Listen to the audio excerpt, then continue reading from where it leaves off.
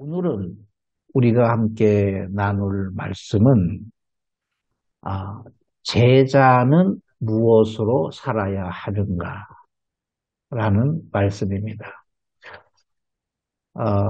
원래는 이 말씀이 아니었는데 동물원을 다녀와서 좀 바꿨습니다. 저와 여러분들은 제자죠. 주님의 제자입니다. 우리가 성도이기도 하고 교인이기도 하고 또 각자의 직분이 있기도 하지만 우리 모두는 주님의 제자입니다. 자, 그렇다면 주님의 제자는 무엇으로 살아야 하는가?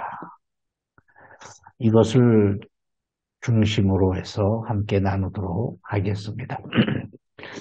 하나님을 믿는 사람들의 명칭의 역사가 있습니다. 명칭의 역사가 있습니다. 그 역사들을 함께 나눠보겠습니다. 최초에 하나님께서 사람을 지으셨습니다. 최초에 하나님께서 사람을 지으셨는데, 이 사람이라는 자체만으로 이것이 하나님을 믿는 믿음의 고백이었습니다. 하나님의 형상과 모양으로 지음받은 사람 자체만으로 하나님을 믿는 신앙 고백이었습니다. 우리는 사람이지 않습니까? 다 사람. 나는 사람이다. 나는 사람으로 태어났다. 나는 사람으로 살다가 하나님의 사람으로서 하나님 나라에 들어간다. 이런 사람 자체만으로 하나님을 섬기는 믿음의 고백이 있었던 시절이 있었습니다. 이거는 꿈만 같은 세상이죠. 자, 그런데 시간이 지나면서 하나님의 아들들과 사람의 딸들로 나눠지게 됩니다. 문화와 문명이 최고로 발달했던 노아 시대. 물론 노아 시대와 노아 홍수 이전 시대와 오늘 우리 시대하고는 이렇게 비교할 수가 없습니다. 자, 그런데 노아 시대 그 당시로 본다면 문화와 문명이 최고로 발달되었던 시대입니다. 자, 그때 사람의 딸들과 하나님의 아들들도 나누어지게 됩니다. 하나님의 아들들이란 하나님의 형상을 지켜낸 믿음의 사람들을 일컫습니다. 그러니까 이 사람입니다. 이 사람. 하나님의 형상으로 지음받은 이 사람입니다. 하나님의 형상이 지켜낸 사람들을 일컬어서 하나님의 아들이라고 칭했던 것이죠. 자, 하나님의 아들들은 특정한 사람으로 좁혀집니다. 히브리 사람이라는 명칭으로 좁혀집니다. 아브라함에게 붙여진 최초의 이름입니다. 아브라함을 일컬어서 주변 사람들이 히브리 사람이다, 히브리인이다 이렇게 했습니다. 히브리 사람이란 말은 강을 건넜다라는 의미입니다. 강을 건넜다라는 의미입니다. 아브라함이 하나님의 명령을 받고 건넜던 유프라테스 강을 의미합니다. 그 강을 건넜다라는 것은 하나님의 명령을 받들기 위해서 세상 문화를 버리고 하나님이 주시는 문화를 택하기 위한 신앙 결단을 의미합니다. 신앙 결단입니다.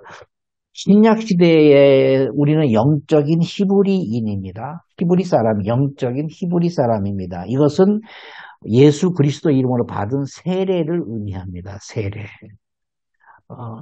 아브라함은 강을 건넜죠. 유프라테스 강을 건넜죠. 이스라엘 백성들은 홍해를 건넜습니다. 그것을 세례라고 비유하는 것입니다.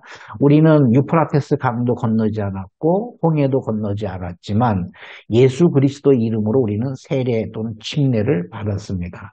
이것은 내 삶이 강 이전과 강 이후, 세례받기 전과 세례받은 이후의 삶이 달라졌다라는 의미입니다. 그래서 우리는 영적인 히브리 사람입니다. 사람, 하나님의 아들, 히브리 사람, 그리고 히브리 사람은 다시 이스라엘로 바뀌게 됩니다. 야곱을 통해서 이름을 이스라엘이라고 했습니다. 우리는 이스라엘이란 이름이 하나님과 겨루어 이겼다라는 뜻입니다. 그러나 더 깊은 의미는 하나님이 져 주셨다라는 의미를 내포하고 있습니다. 이게 중요합니다. 하나님이 져 주셨습니다. 하나님이 져 주셨습니다. 아버지가 5살 난 아들과 팔씨름을 했습니다. 누가 이기겠습니까? 누가 이기겠습니까? 10번 하면 10번 다 아버지가 집니다. 힘이 부족했을까요? 아닙니다. 사랑의 극치 때문에 그렇습니다. 아버지가 아들에게 져주는 것이죠. 씨름을 하더라도 아버지가 아들에게 져주는 것이죠.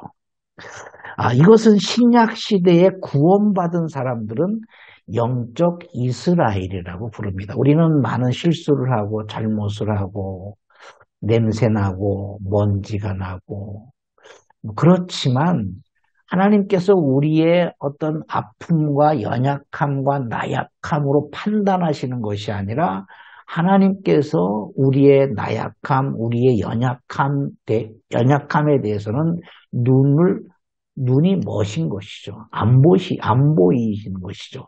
사랑만 보이게 됩니다. 사랑은 장점만 보이게 됩니다.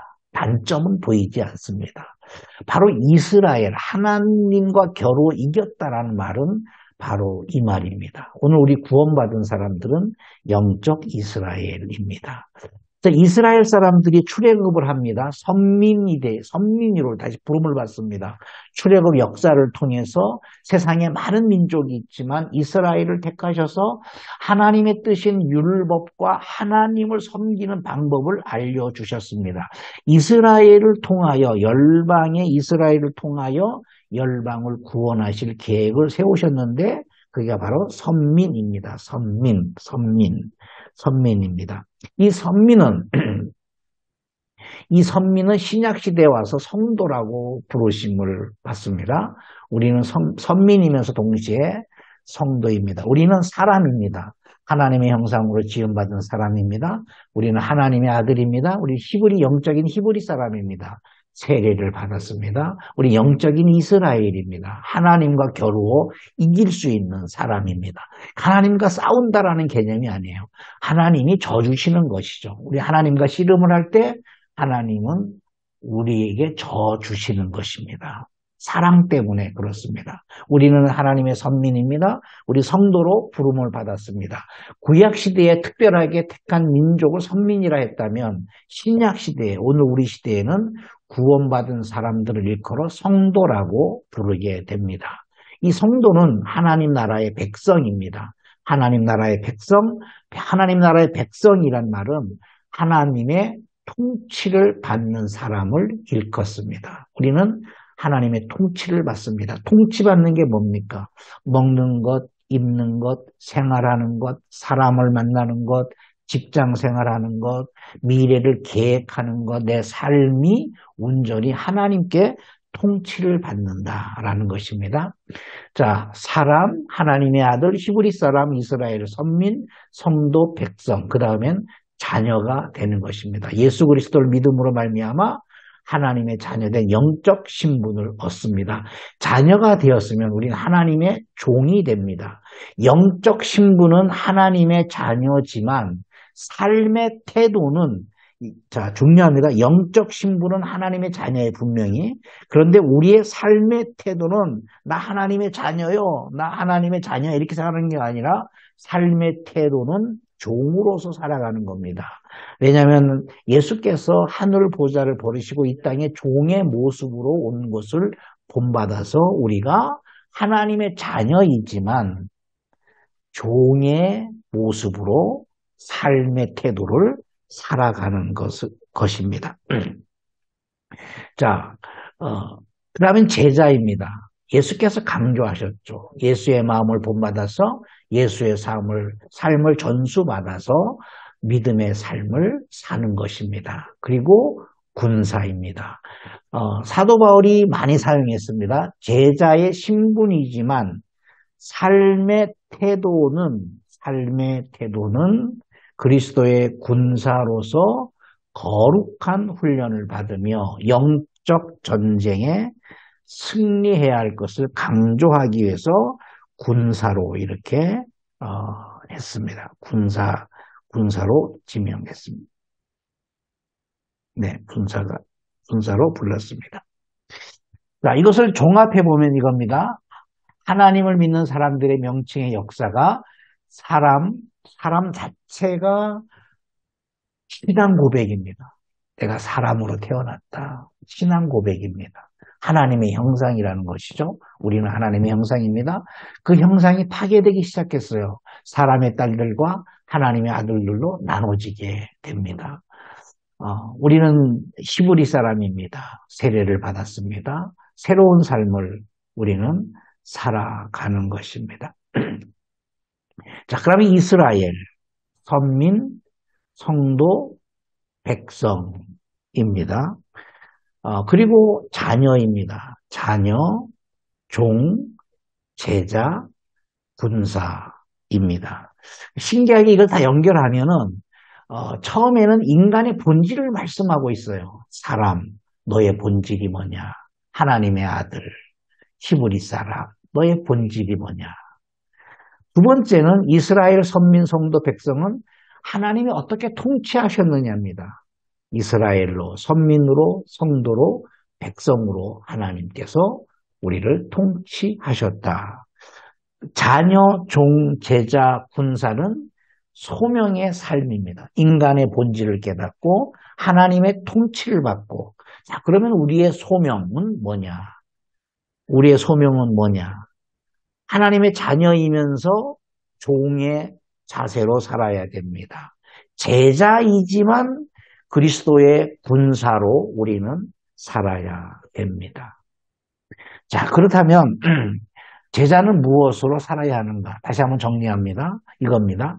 인간의 본질, 하나님의 통치, 소명의 삶입니다. 자, 제자는 무엇으로 살아야 하는가? 인간의 본질을 깨닫고 하나님의 통치 안에 거하고, 그리고 우리는 소명을 깨닫고 살아가는 겁니다. 자녀로서, 종으로서, 제자로서, 군사로서 살아가는 것이죠. 마태복음 5장 16절에 이렇게 말씀합니다. 이같이 너희 빛이 사람 앞에 비치게 하여 그들로 너희 착한 행실을 보고 하늘에 계신 너희 아버지께 영광을 돌리게 하라. 착한 행실이 어떤 의미일까요? 이 착한 행실. 우리는 이렇게 생각합니다. 도덕적이며 윤리적이며 사회적인 훌륭한 성품이 착한 행실이라고 생각을 합니다. 그럴까요? 그렇지 않습니다. 착한 행실이란 하나님 말씀인 진리가 기준이 되는 것입니다. 이거 정말 중요합니다. 우리는 도덕적으로 잘 살아야 돼요. 윤리적으로 잘 살아야 돼요. 사회적으로 훌륭한 성품을 가지려고 노력을 해야 됩니다. 그것 가지고는 하나님께 나아갈 수가 없습니다. 착한 행실이 뭐냐면 그 착한 행실을 보고 하늘에 계신 아버지께서 영광을 받으시는 거 아닙니까? 그게 뭡니까? 삶의 기준이 말씀이 된다라는 겁니다. 하나님 말씀인 진리가 기준이 되는 삶. 그것이 착한 행실입니다. 제가 오늘 동물원에 다녀왔습니다. 이거 수준 이하네. 당연히 수준 이하겠죠. 자, 내가 오늘 느끼고 보고 어떤 생각했던 그 모든 것들이 도덕적이고 윤리적이고 사회적인 것을 떠나서 하나님 말씀이 기준이 되고 있는가? 내가 오늘 음식을 먹었습니다. 도덕적이고 윤리적이고 사회적인 그런 것을 떠나서 하나님 말씀이 기준이 되어서 음식을 먹었는가? 하나님 말씀이 기준이 되어서 동물원을 갔는가? 하나님 말씀이 기준이 되어서 어떤 나의 주변의 삶을 살아가고 있는가? 멀리 크게 전 세계로 나가고 어떤 다른 나라로 가서 우리가 막 하나님 말씀을 전하고 뭐 이런 개념이 아니라 내 일상의 삶의 안에서 내가 먹고 자고 일어나고 공부하고 사람 만나고 직장 생활하고 가정 생활하고 이 하는 모든 일상에 나의 일상 안에서 하나님의 말씀의 진리가 기준이 되고 있는가? 그게 착한 행실입니다. 사람을 만났어요. 막 수다를 떨었어요. 이 사람 얘기하고 저 사람 얘기하고 정치 얘기하고 뭐 이런 얘기 저런 얘기 다 했습니다. 진리가 어디 있는가 우리는 생각을 해야 됩니다. 내가 판단하는 것, 내가 행동하는 것, 내가 생각하는 것 아주 가까이에 있는 우리의 일상의 삶이 착한 행실이어야 됩니다. 당연히 도덕적이고 당연히 윤리적이고 당연히 훌륭한 성품을 가져야 되지만 그것이 기준이 되는 것이 아닙니다. 하나님의 말씀인 진리가 기준되는 것입니다. 그게 착한 행실입니다.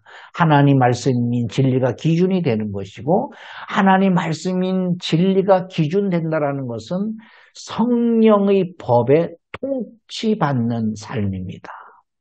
이거 정말 중요하지 않습니까?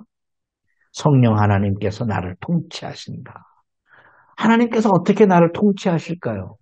강압적으로 통치하지 않습니다. 로마서 8장 2절에 이는 그리스도 예수 안에 있는 생명의 성령의 법이 나를 통치하신다라는 것입니다. 성령의 법이 뭡니까? 나를 성전 삼으시는 거 아닙니까? 성령께서 나를 성전 삼으신다. 고린도전서 3장 16절에 너희는 너희가 하나님의 성전인 것과 하나님의 성령이 너희 안에 계신 것을 알지 못하느냐. 우리는 하나님의 성전입니다. 성전은 굉장히 중요합니다. 성경의 전 역사, 창세기부터 요한계시록까지의 성경의 전 역사가 성전에 농축되어 있는 열매입니다. 굉장히 중요합니다. 구약에는 광야에서는 성막을 세웠습니다. 성막은 이동하는 것입니다. 그것이 요단 서편에 와서는 성전이 되었습니다. 성전. 그걸 헐어버려라. 다 헐어버렸습니다. 성전은 존재하지 않습니다. 성전은 예수 그리스도께서 오셨기 때문에 이제는 성전이 필요치 않습니다. 성령께서 우리를 성전 삼고 계십니다. 우리가 하나님의 성전입니다. 제가 하나님의 성전이고 여러분들이 하나님의 성전입니다. 성경 전체 역사가 성전에 농축되어 있다는 사실입니다. 자, 성령께서 나를 성전 삼으십니다. 성전 삼으십니다. 성전 삼으셔서 어떻게 하시냐면 진리로 나를 인도하십니다. 요한복음 16장 13절에 진리의 성령이 오시면 그가 너희를 모든 진리 가운데로 인도하시리라. 성령이 오셔서 우리가 많은 모든 능력도 행하게 하시기도 하고 뭐 여러 가지 일들도 하시지만 진리로 나를 인도하시는 것입니다. 그리고 장래일을 알게 하시는 것입니다. 여기서 우리가 장래일을 알게 하신다라는 것을 우리가 주의 깊게 이해해야 됩니다. 장래일을 알게 한다라는 것은 자꾸 예언이라고 생각합니다. 미래를 맞추는 예언. 마치 무속인들이 맞추는 예언이라고 생각을 하는 것입니다. 그 얘기가 아닙니다. 잘 귀담아 들어보시기 바랍니다. 진리의 성령이 오시면 그가 너희를 모든 진리 가운데로 인도하십니다. 성령께서 우리를 진리 가운데로 인도하십니다. 성령은 스스로 말하지 않고 이미 있는 진리를 가지고 우리에게 말하시면서 그 진리로서 우리의 장래일을 우리에게 알려주신다는 것. 진리를 통해서 우리에게 장래일을 알게 하신다는 겁니다. 진리로 장래일을 알게 하신다는 겁니다. 나의 미래, 내가 무엇을 해야 되고, 내가 어디로 가야 되고, 그것이 진리를 통해서 이미 주어진 진리입니다. 새로운 진리가 아니에요. 동쪽으로 가라, 서쪽으로 가라, 그런 개념이 아니에요. 이미 있는 진리를 통해서 내가 어디에 있어야 되는지, 내가 무엇을 해야 되는지, 내가 무엇을 위해 헌신해야 되는지, 나의 사명이 무엇인지를 알게 하시겠다라는 것입니다. 진리 안에서 우리의 인생의 집을 건축하는 것입니다. 그러므로 누구든지 나의 이 말을 듣고 행하는 자는 그 집을 반석 위에 지은 지혜로운 사람이 되는 것이죠. 자, 제자는 무엇으로 살아야 됩니까? 착한 행실. 착한 행실은 도덕과 윤리와 어떤 시민법을 잘 지키는 개념이 아닙니다.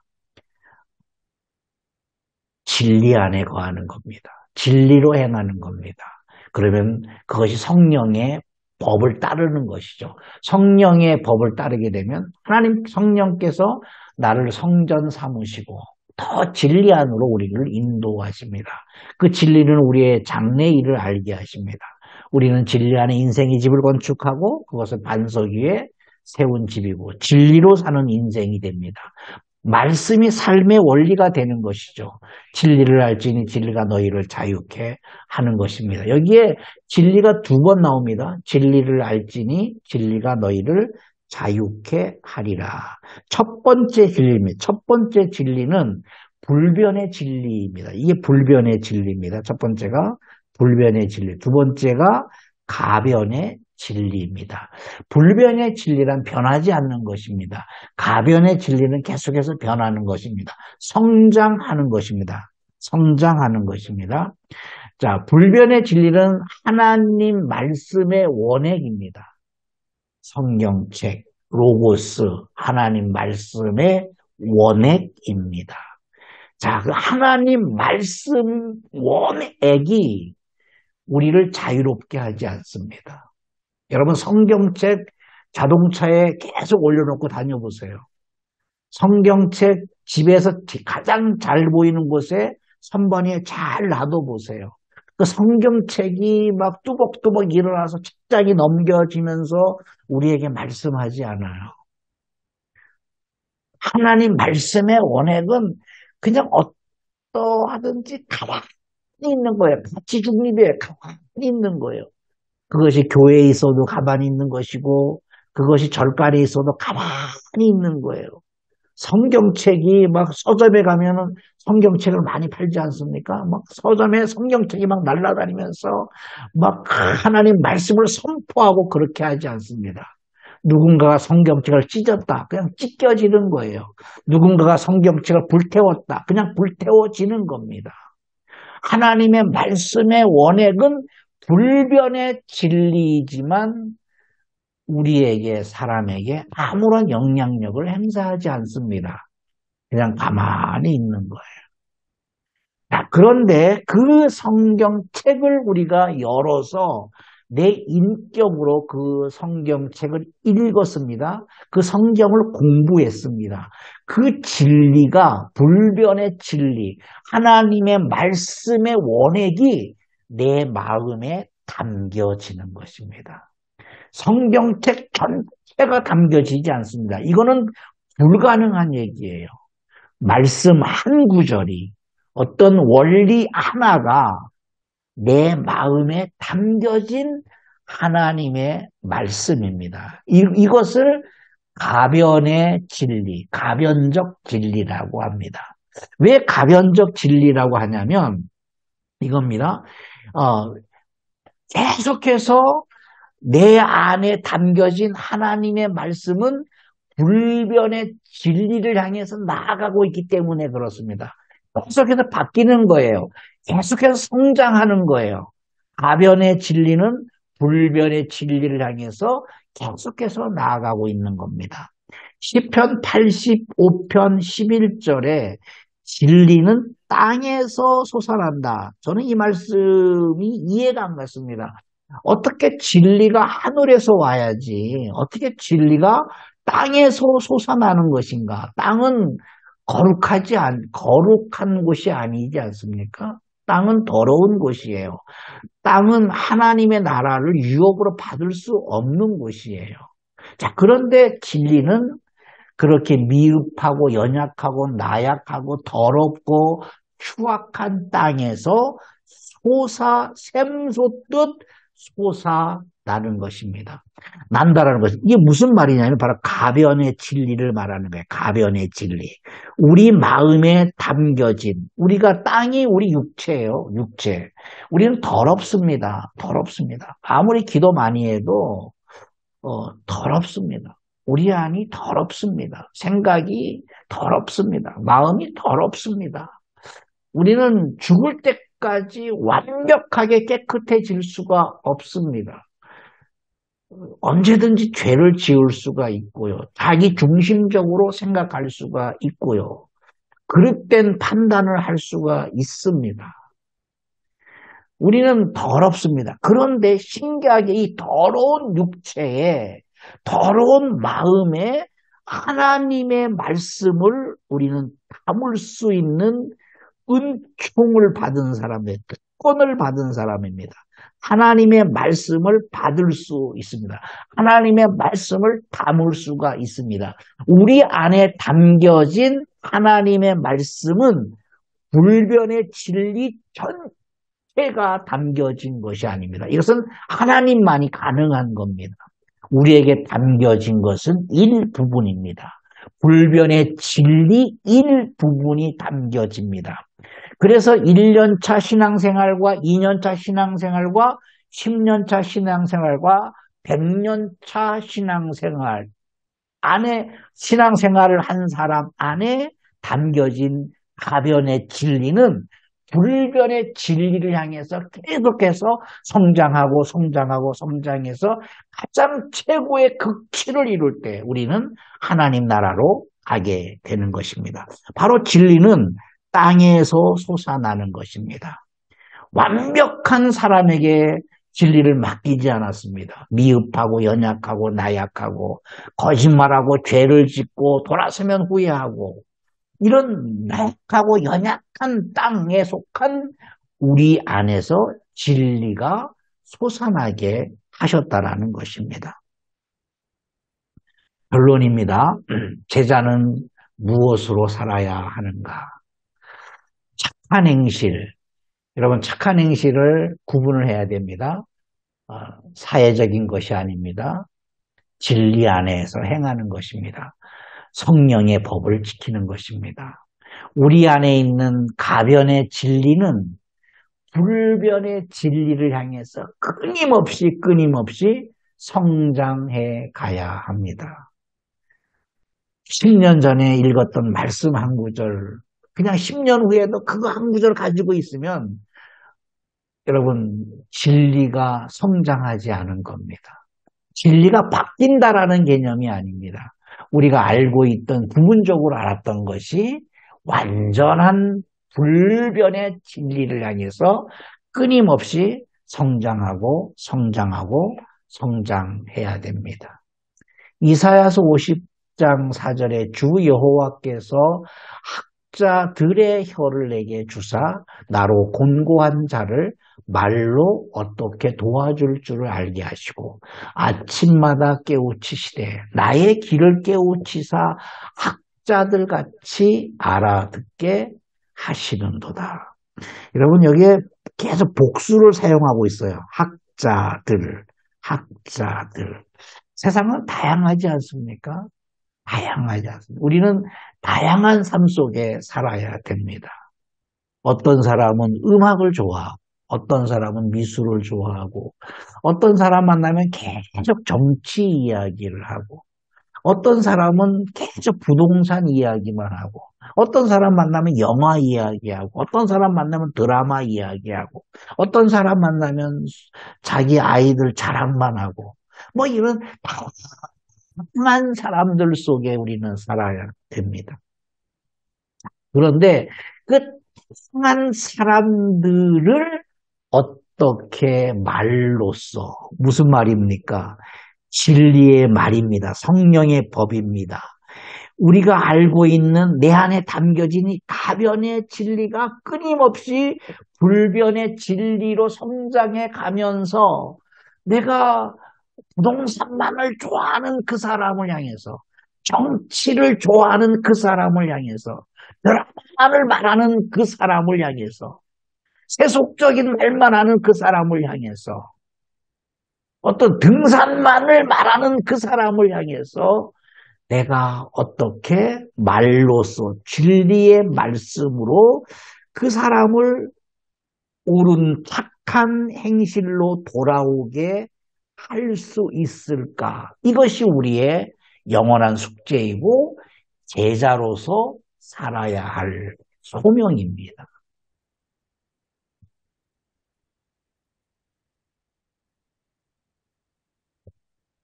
내 안에 담겨진 진리.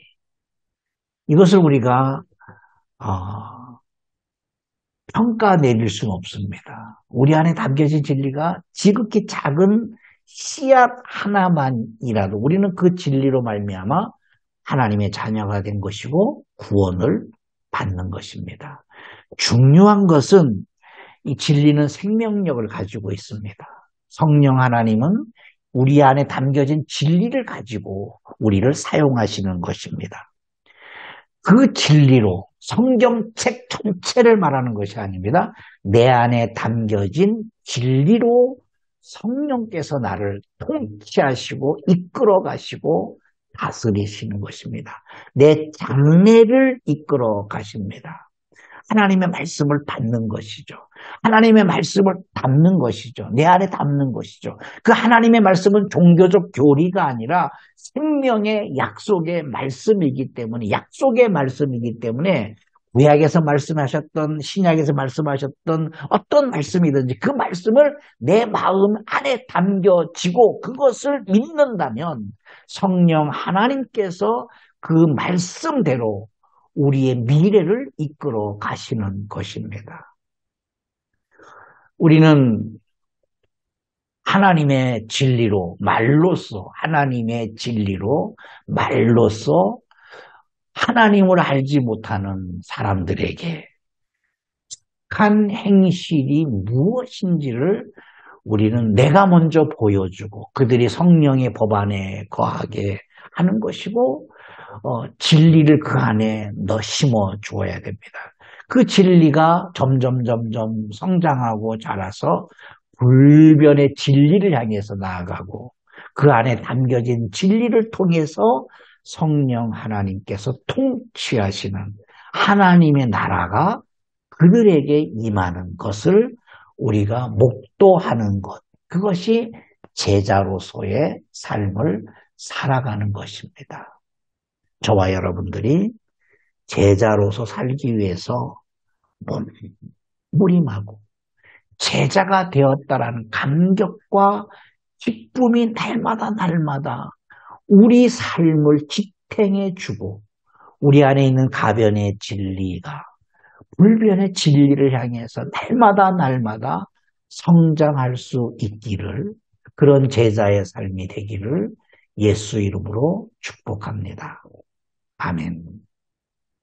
기도하시겠습니다. 하나님, 주 여호와께서 학자들의 혀를 내게 주사 나로 곤고한 자를 진리의 말로서, 진리의 말씀으로서 어떻게 그들을 도와줄 줄을 알게 하여 주시옵소서.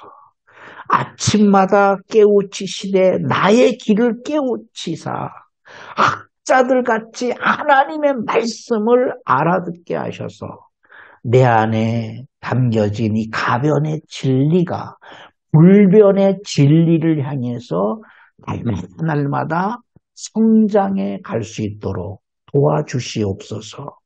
내 안에 담겨진 진리를 성령께서 통치하여 주시옵소서. 성령께서 내 안에 담겨진 진리를 통하여서 나를 이끌어 가시옵소서. 우리가 제자로서의 삶을 살게 하여 주시옵소서. 그리스도를 본받고 그리스도를 우리의 언어로서 우리 행실로서 세상에 나타내게 하여 주시옵소서. 예수님 이름으로 기도하옵나이다. 아멘.